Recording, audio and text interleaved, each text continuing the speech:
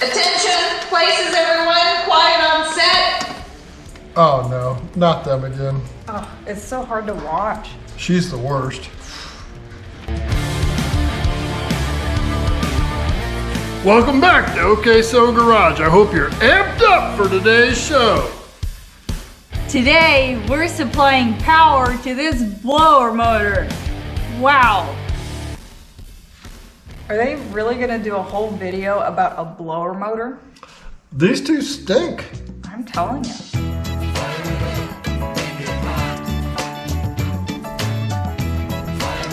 All right, even though we said in the intro that this was going to be about a blower motor, it's not just going to be about a blower motor. We're going to use the blower motor as an opportunity to do some wiring on this truck that has to be done. And we're going to answer some questions that we get a lot recently, it seems like. A bunch of questions about like fusible links and all that, and wiring up the interior fuse box and that. So today we're going to do that. And we're also going to actually wire up the blower motor, but we're going to do it running it through the donor fuse box, okay? Okay. So the problem that I always see, like if we go to a car show or we're out somewhere and we take a look at one, we'll look in the junction block. It won't have any protection going to it a lot of times that we see. So, and we'll see people that run the power to the interior box off the junction block still, right into the fuse box with no protection, okay? Mm-hmm. So if you're doing that, then that also means that you're running power into your blower motor also without any protection. Yeah. And that's what we're trying to avoid. So it is like an important part on doing an LS swap, because I'm tired of people saying, hey, aren't those the ones that burn down? Okay? They don't have to burn down. We can make them so they don't, okay? Yeah. And that's what we're trying to do, okay? Yeah, that's what we're gonna teach you today. Yes. So let's get to it. All the fuse boxes. This is a 2005 Yukon. Oh no, Tahoe. I'm sorry.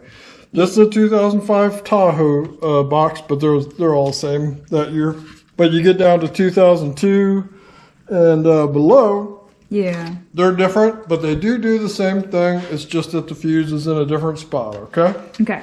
So it's just a matter of, you can find out which one of these plugs runs the blower motor off of a good wiring diagram. Mm-hmm. But I'm going to show you how to do it with just not having that wiring diagram.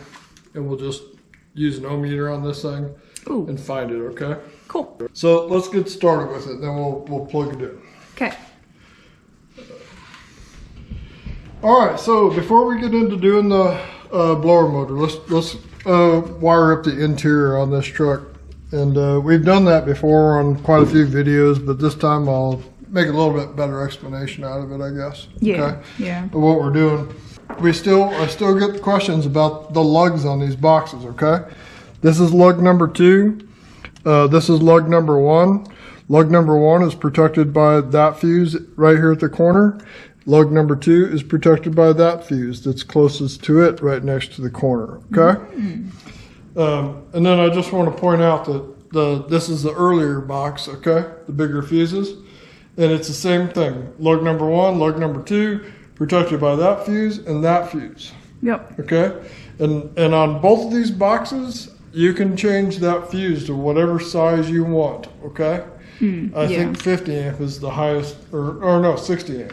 But each one of those is capable of a 60 amp fuse, okay? Yeah. They don't need 60 amps for what we're going to do, but you can change the fuses for whatever amperage you need. Cool. And the plugs, like I always say, everything's different really with these boxes. The connectors are the same, like the C1, 2, 3, and 4 are the same, but these are different on the earlier ones. So like that wire won't work in that box at all. So that's why when I rip a donor apart, I make sure I keep all those that you might need in the future. Okay. Yep. So if you went back and you watched in Hot at All Times, I took and we wired up the interior fuse box on that truck, and when I did it, I had 2 fusible links on this, and then I tied it to pin number 2 on that box, and it really didn't need that.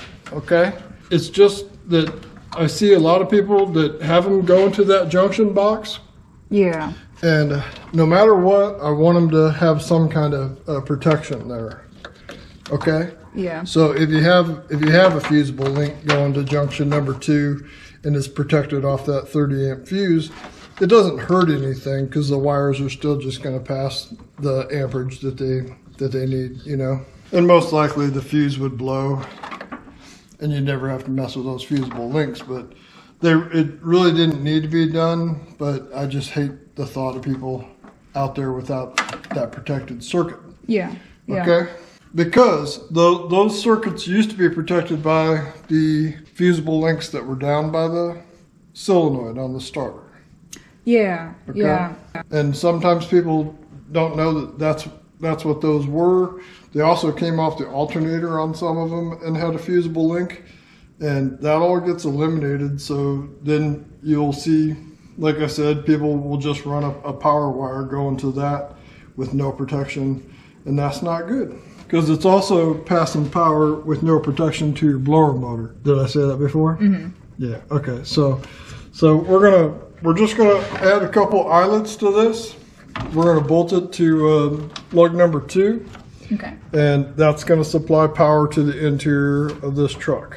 This truck is a 1984 C10. It's got all the power windows, and so it's got more stuff in it than most do. It's got 2 power wires going into it. Okay. Yeah. Yeah. So one of these feeds like the ignition system basically. And the other one kind of goes to those accessories like the power windows and that. So Yeah. So if you've got a truck that doesn't have power windows or something, it may only have one. yeah, it may just have one wire. Yep. Like our 74. Yeah. Right? Okay. This will come up and be hidden in a wire loom there. So I'll just make them both the same length here. Okay.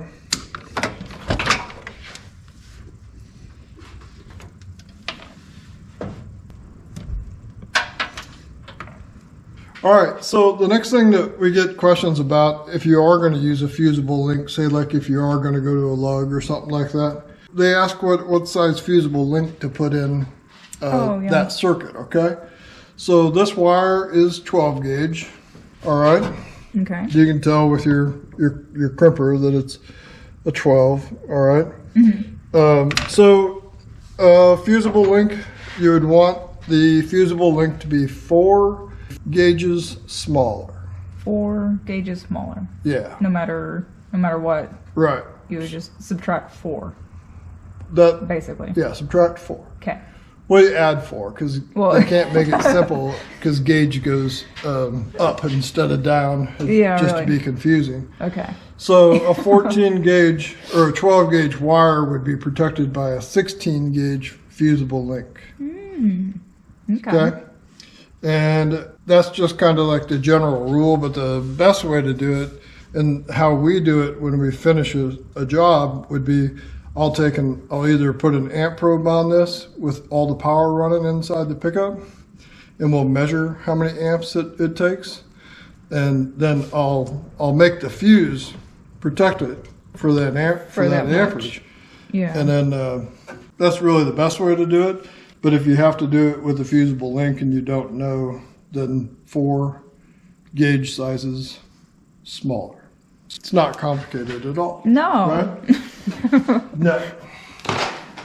It's another fun fact you can bring to parties. Wow people with your automotive wiring knowledge.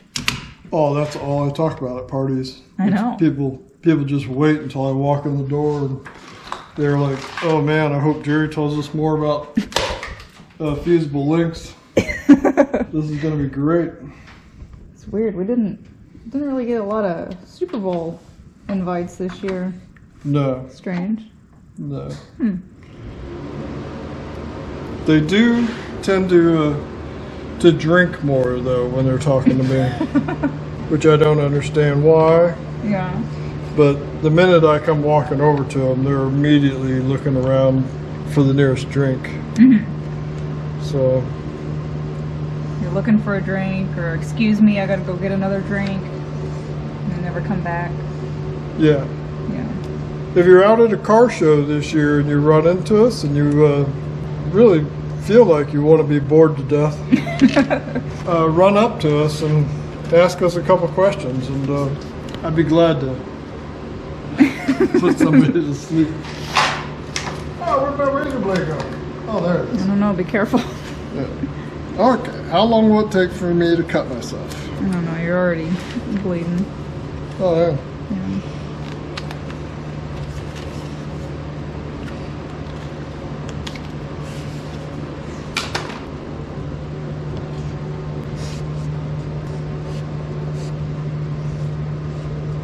All right, so the guy in the intro, That guy. that was awkward. Mm-hmm. You know, Yeah. I am certain that that NASA shirt was a gift, Yeah. because there's no way that that guy bought a NASA shirt. No. No. No. All right, so I'm going to use 2 lugs instead of just one, because the lug, you know, it's going to be carrying what it carries. So if you double up a wire in a lug, you want to make sure your lug can handle it. No, I don't think so on these lugs, so I'm going to use 2 lugs. This one, make sure you got a really good crimp on them.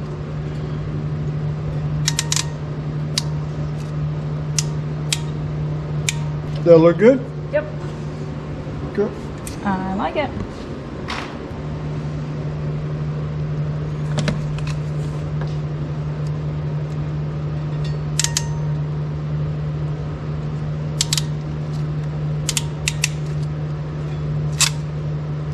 Look good? Sweet. All right.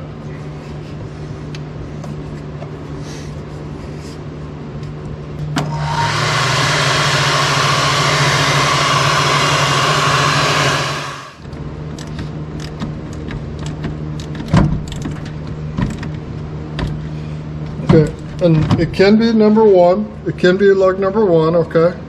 Both of these lugs are hot at all times. Okay.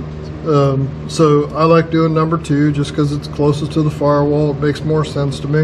Yeah. But if you were doing this box in a different way or whatever and just wanted to use lug number 1, then you can. It's no problem. Like I said, it's protected by a 40 amp fuse. This truck originally had a 30 amp fuse on that lug for whatever it was feeding, and 30 amps is going to be fine for what's going into this truck and out. All right, Okay. especially when we're done with it. Yeah. It's kind of like a fun game when we do them and see how many less amps we can get inside the truck by putting more workload on everything in that fuse box. Yeah. Yeah. We end up doing the horn, the headlights, all kinds of stuff. So it all ends up running through there. Okay, and the blower motor. All right. And the blower motor. So, the blower motor. What's the big deal with the blower motor? A blower motor is one of the things that takes a lot of amperage. Okay. Okay. Yes. So that's why it's got a nice big 12 gauge wire going to it. That's why it was run right to that lug there. They didn't. The blower motor plugs in on the outside and it goes to the blower resistor over there, and then to the blower motor. But that thing can take 20 amps. Probably when it starts up. So you want to have a good sized wire going to it, and you want to have it protected. So when they first come out, everything went up to this box, and then it was protected by the fusible links either at the starter or at the alternator. But then when people come in and do an LS swap and they just run power to one of these lugs unprotected, then you've got your blower motor circuit unprotected, and it's a pretty big circuit. Yeah. And you just don't want to do that. So we're not going to do it with fusible link anymore.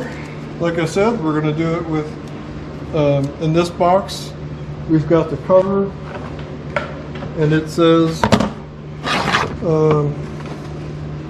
blower. Okay, so third one over, 40 amp fuse right there. All right. Okay.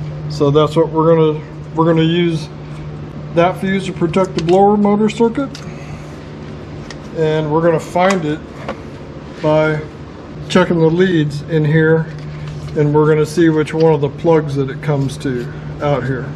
Okay. Okay. And we're gonna do it with an ohm meter. Ohm meter.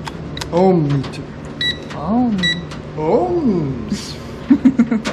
Okay, so we want to find out which wire that is going to, okay? So I'm going to say, well, I don't know which one of those actually goes to the connection, okay? So I'm just going to pick one of them, one side of the fuse. And what we can do is we know that that one side of the fuse is going to have power. It's going to be connected to this lug, all right? Okay. Does that make sense? It's going to have continuity because it's trying to pass power through there. So yeah, we know the power is going to that fuse from that plug. yeah. Yep. Okay, so we got an open circuit here, and then I'll hit that lug right there, and there we have continuity. Okay. Okay. 0.2 ohms. All right, which I think 0.2 ohms is what my test leads show. Yeah. Yep. Okay, so we know that this one, the bottom row closest to me, is the one that is connected to the positive side of the circuit. Okay, so now I'm going to put a clamp in here and do it so it's not touching the other one. All right, because that would screw it up, because all these other fuses that are connected to that are going to be supplying power to all these other little all the other little connections below. So put that there.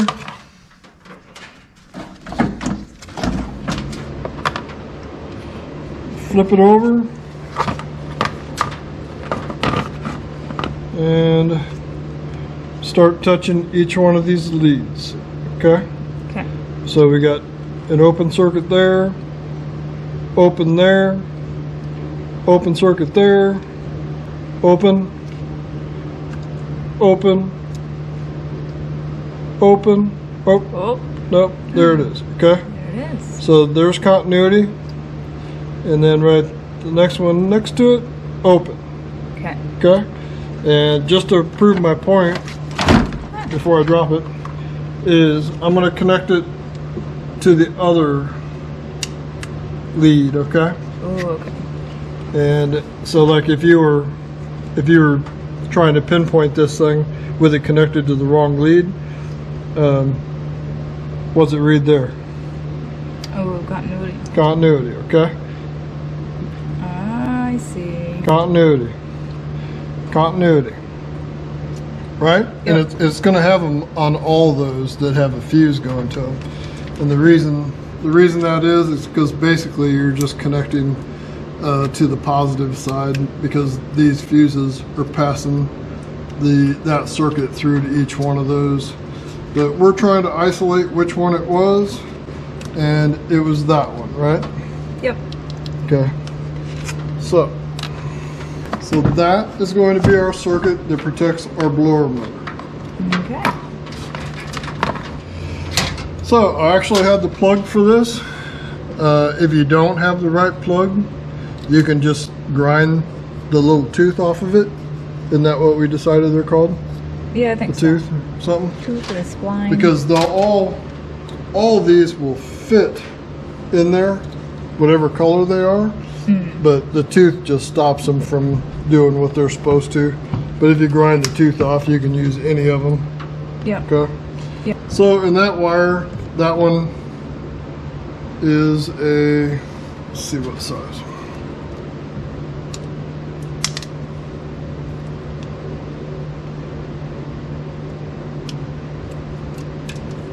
I should get like a wire gauge maybe. Didn't you get one in that? I did, yeah, but I'm too blind to read it. Oh. So that's a 12 gauge wire, okay? Okay. I don't have any good 12 gauge wire right now, but I do have good 10. Ooh. All right. Okay. Doesn't hurt anything to go bigger. Yeah. It's good wire, John Vasquez. He asked me about the wire that I use. Oh. So. Yeah, the good stuff. Yeah. John, he asked us if we use good wire. Yeah, some of it. Because there is there's wire out there that you definitely kind of wouldn't want to use, but Yeah, it's like copper clad or something, or it's aluminum. Yeah. Aluminum clad. Okay. So I wanna put this wire on that side just because it's bigger. It looks like a 10. oh. So I'll go 10, 10 all the way up to that lug, and I think that looks like a 12. So, but we'll run a 10 all the way up to that. Okay. Okay. All right. So get this thing apart. Yeah.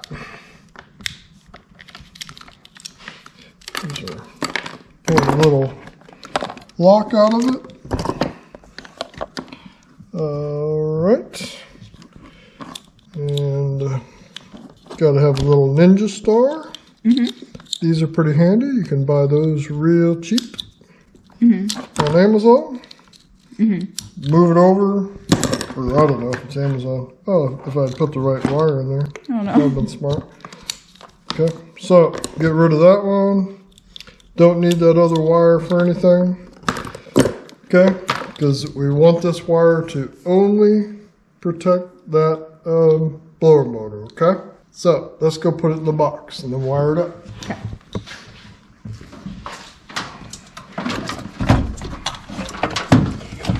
This thing's not going to run very good without the rest of the wires in there, is it? Yeah, I wondered about that. Okay, so that's that.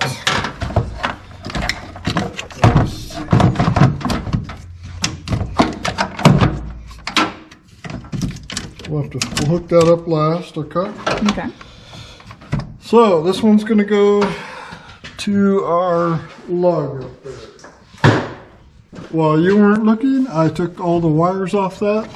This one's part of that. The bridge that's between this and the other one, that is not a fuse. Doesn't make sense of how they do that, but I've seen people think that that is a fuse between those two bolts, but it is not a fuse, okay? Yeah. Okay, so I'm gonna run 10. I'm gonna have to just use a nice lug, run 10 up to that. John, we are using high quality wire. He asked me about that. That is something that I pay attention to, but it is something that we have to pick and choose a little bit because wire is very expensive. By pick and choose, what I mean is the quality and the size of the wire a lot of times is what I have to look at stuff and go, okay, well, like cruise control. Cruise control, I can get away with smaller wire, and most of it's interior, and it's super important to no matter what you use for wire, make sure you have like a good crimp, and then seal it up. That's why I heat shrink everything, even if it's got like if it's like a heat shrink butt connector. Yeah, you said butt. I'll still heat shrink it to try and seal it up to keep the elements off of it. Yeah. So it doesn't corrode, is the idea. Because wires don't do any wire doesn't do very good with moisture. Okay.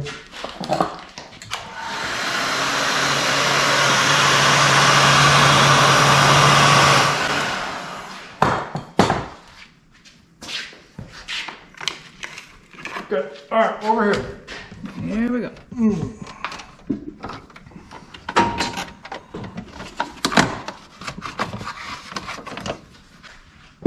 If I was doing this on my truck, I would probably just get rid of the whole lug there. I would connect to that wire or run a whole new wire over to my blower relay. Oh, yeah. All right, so it's a completely brand new length of wire.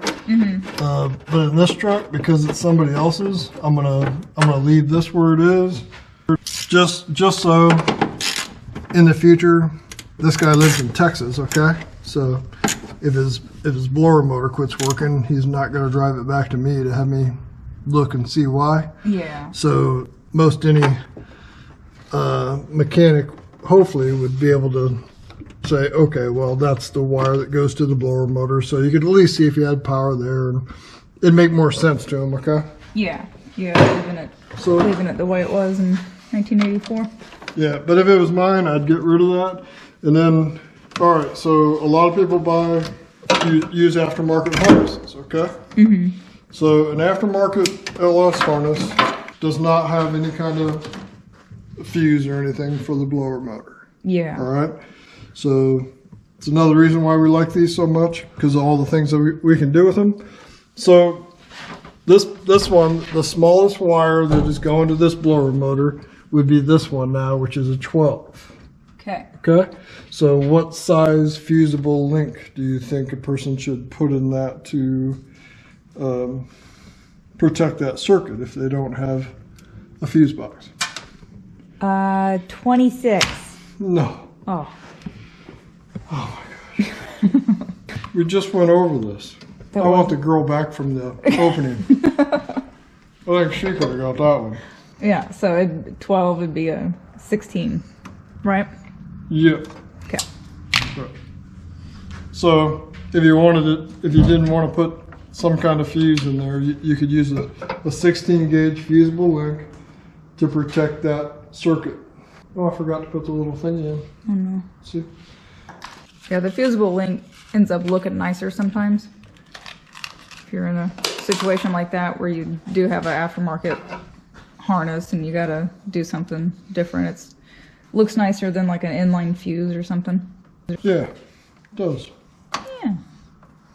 Ooh, what's that? This is a non-insulated butt connector. You said butt. You look for every opportunity. Gotta get my butt jokes in there.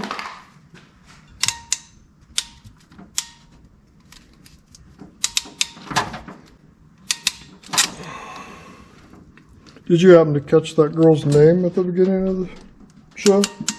Oh, it was something. Was it like cinnamon or something? Oh no, she looked like a. If I had to figure up a name for her, I would say she looked like a Tina. Ouch. Was it hot? Very hot. Oh. The guy, his name was Rodney, but he insisted that I call him Rod. Rod the bod. Boy, they were a couple. Yeah. All right, so there you have it. We got a blower motor. Should we test the blower motor and see how many amps it draws? Ooh, that'd be fun. Want to do that? Yeah. Okay. So, in order to do that, I said doo-doo and you didn't Ah, say doo-doo. anything. I'm slipping. So, we're going to have to hook our battery up. So, now, here we go. We've got our positive. Oh, I also get, people have asked where the ground hooks up to these boxes. Oh, yeah. No, there are no grounds that go to that box. Yeah. And if you were to hook a ground up to one of those lugs or whatever, that's a surefire way to start a fire. Yeah. Okay. Here's the other thing too. Let's do a demonstration. All right. Okay. I'm going to take that.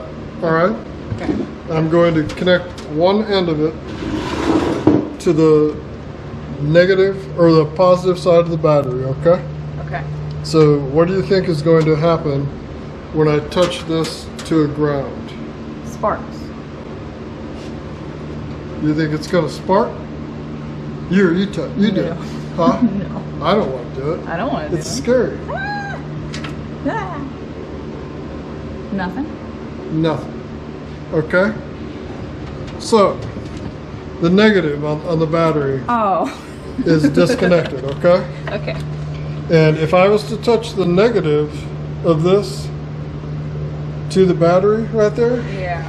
this would turn red, cherry red hot, and it would probably catch fire, Yeah. okay? Okay. And that's what happens, and that's what fusible links prevent from Yeah. happening. Yeah. But it's also why you disconnect the negative on a battery. Okay? Oh, like when you go to work on something? Yeah. Yeah. It's a great practice to have, because the only thing that's going to create sparks right now would be if I was to actually take a wrench and put it on this one and then accidentally touch it to the negative side of the battery. Yeah.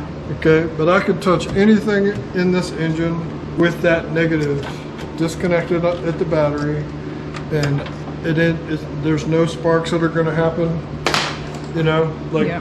just like that. Because if you have your negative hooked up still, and you took and say you go to wrench on your positive battery cable, and you touch ground, Oh.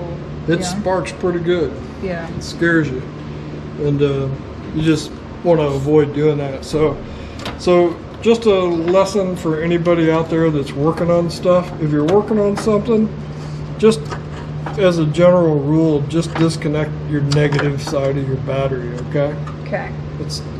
Doing the negative side is by far the safest way to do it, Yeah. okay? Okay. But the reason you do the negative first is so you don't take a wrench and hit something with your wrench while you're doing the positive first. Yeah. Because you can hook the negative up, and that's it. Whatever it touches, it's metal. As long as it's not a positive terminal, you're okay. Yeah. Was that too long-winded? No, I liked it. Thank you. Thank you. Remind me of that. I can bring that up at the next party too. Oh, yeah, that'd be a good one. Yeah. Yeah. Someday I'll go to parties and I'll just walk in the door, and then the whole place will just leave. Right now I'm down to about half the people that leave, but I'm getting there. Okay, so I can take and I'll hook my negative up to the battery. Okay. No sparks, okay, which is what you want. Yay. This truck, I've got the computer plugged in still, all right? Okay. And I don't have any of the connectors on the bottom of that hooked up at all, but it doesn't matter, because all we're doing is we do have power going into the interior of the truck, okay? Okay. So I'll get in there, and everything in the pickup's gonna work okay now. I got all my grounds hooked up, and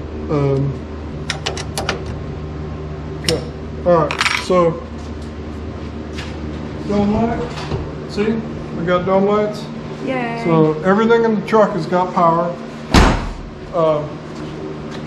I'm gonna go in there and I'm gonna just turn the blower motor on just to make sure it works the way it is right now, okay? Okay.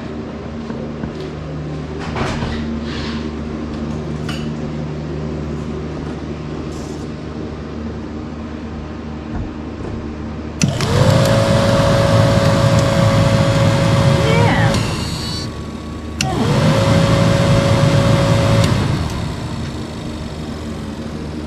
Sweet. Okay, so let's figure out how much amperage it actually draws. And we're doing this just for fun, because we know that it is probably less than 20 amps, right? Probably. Good. I think I measured it before.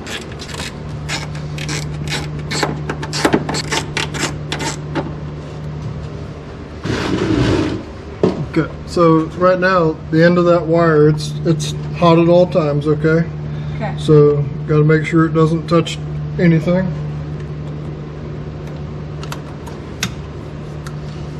Come on. Come on, alright. So, this is a shunt.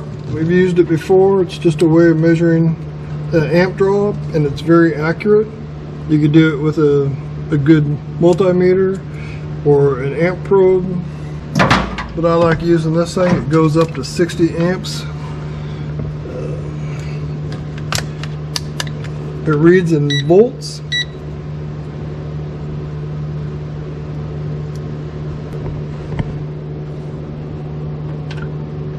And it's going to measure the current that's passing through there, it'll show it in volts, okay?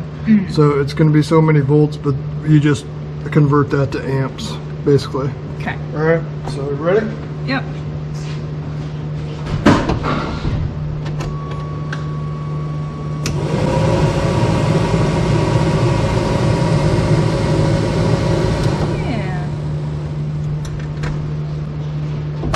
Bumped up to 16 when it kicked on and settled at 15.1. So. Okay. So. All right. So 16 was the highest you saw for volts, right? Yep. So that's 16 amps. Yep. That it was drawing. So a 15, a 14, or what do we say the gauge would be? It'd be 4 smaller, so. Well, 14 gauge fusible links, they handle 30 amps. So a 16 is going to be fine. Okay. Okay. But that's the same thing that we do, like when we get all done with these and we're running the headlights off of the box and we're running the horn off the box, and then we'll take and do the exact same thing to the wires that lead into the cab of the truck. Yeah. With everything on, running the windows up and down, and see what the max amp is that is going through there, and then I'll change this fuse to match it. Yeah. Okay. Yep. And it'll be a little larger than what we read for amps, but and then I already know that it's going to be a 30 amp fuse that's in there. Okay. Yeah. The wires that are going in there, 30 amps is going to take care of it just fine. So, Sweet. For what they do. Okay, and another fun fact back to fusible links. Okay, 9 inches is what they say for the maximum. So the longest. Maximum length, yeah. So you don't want to run a fusible link wire. Yeah, know, like the whole length like- of the wire. Yeah, you would want to just have no more than 9 inches of a fusible link in there. Okay. Wonder what's the minimum? Like how long? However long you can, however long your butt connector is, you can Yeah. get it in there. Yeah, if that works or not.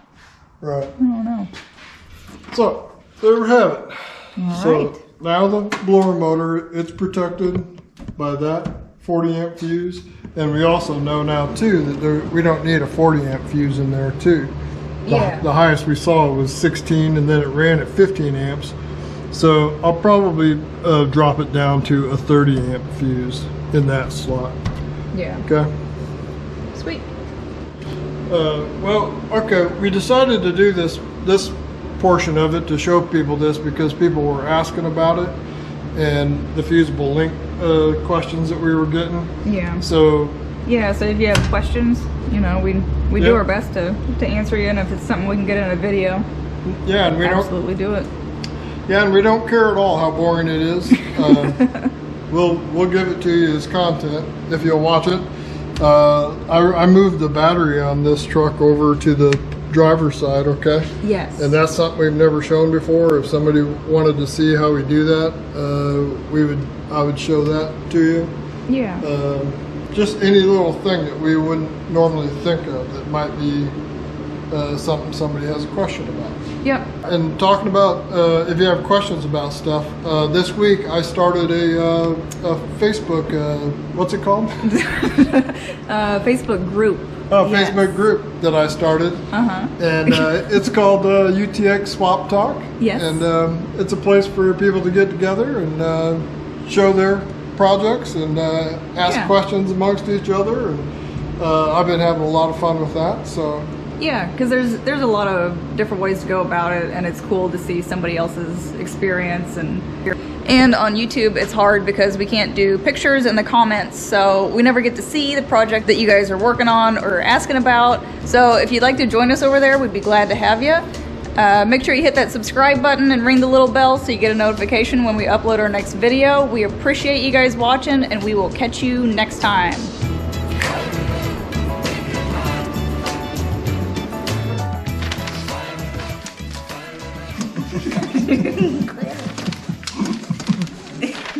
Lean over to me, but say it like loud enough that the camera can hear you. Are they really gonna do? Okay.